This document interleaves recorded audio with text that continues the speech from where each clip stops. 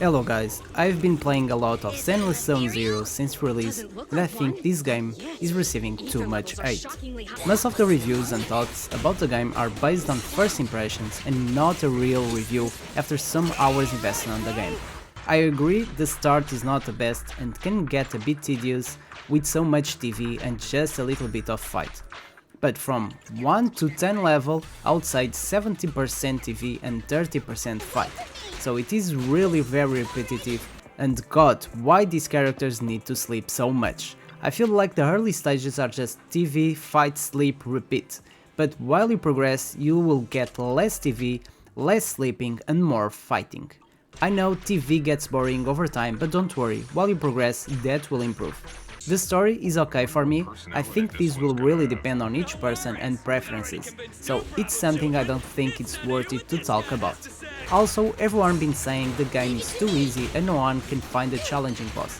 And that is half true. At the early to mid game, the game will be definitely easy if you can press the buttons and use all the mechanics. But with time, when you reach the mid to end game, things will start to get harder. I think the fighting is really interesting and for the ones say just need to smash buttons is not really like that. You need to find the best combos with your characters so you can trigger the link attacks and increase your damage. There are some hidden skills as well and combat combos for each character that you can check on the movement list and know the combinations to do it. From level 1 to 22, I felt the leveling is really fast with loads of commissions and quests. But after 23 started feeling it slower and by this time you unlock more interesting challenging modes with countdown timers. At level 25 I felt I reached the moment of a true gacha game, where I need to log in daily, do all my grind of material to level up, and oh boy, the grind is really big. You need to grind for materials to level up your skills, materials for heroes levels, materials to promote, material to level up your discs, that will increase your skills damage and stats and so on. It's a really big grind.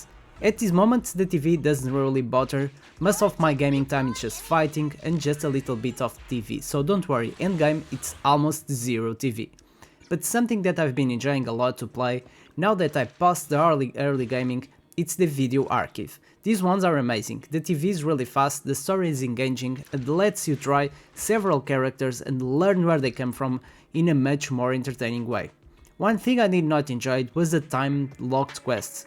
These ones you can only do at afternoon, morning, evening or midnight, which is a bit annoying. You can rest and skip some of this time, but the system only lets you rest once. So if you have several quests spread by all your day, you'll not be able to do all of them at once. And eventually you will need to wait for the right time to do them. But I must say this game is really free to play. If you farm a lot, you can collect a lot of these resources and be able to summon the S tier characters, but you need to grind. I really like the design and the streets, everything is very colorful and well designed, but in my opinion, since there is not much more to explore like an open world, it gets boring just fighting over and over again. For the farming material, as already talked about, I think it's too much repetitive as well. I think they should add the auto option. For example, when you get the maximum score at one stage, the game should let you just press it and automatically spend your energy for the resource you need. I don't think it makes any sense grinding these stages over and over again, since the fights are the same all the time and nothing will change the next time you're gonna do it. After reaching around level 26 to 27, the grind looks insanely hard, and we need a lot more energy to farm everything. Engines, heroes, skills, all of these we need to farm and we need energy for that. So if you are a free-to-play player, this will take you more time. If you buy the monthly pass and all the extras will be faster. One free-to-play way to get more energy is to get to the coffee shop and each coffee you drink will give you extra energy, equal to more farm.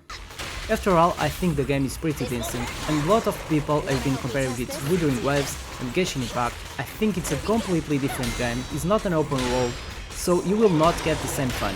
I know the first impressions of the game are not good, but I don't think the game deserves all these hate. The game is good, but it's not a game for hardcore gamers, it's more a casual game that you log in, play a few hours and log out.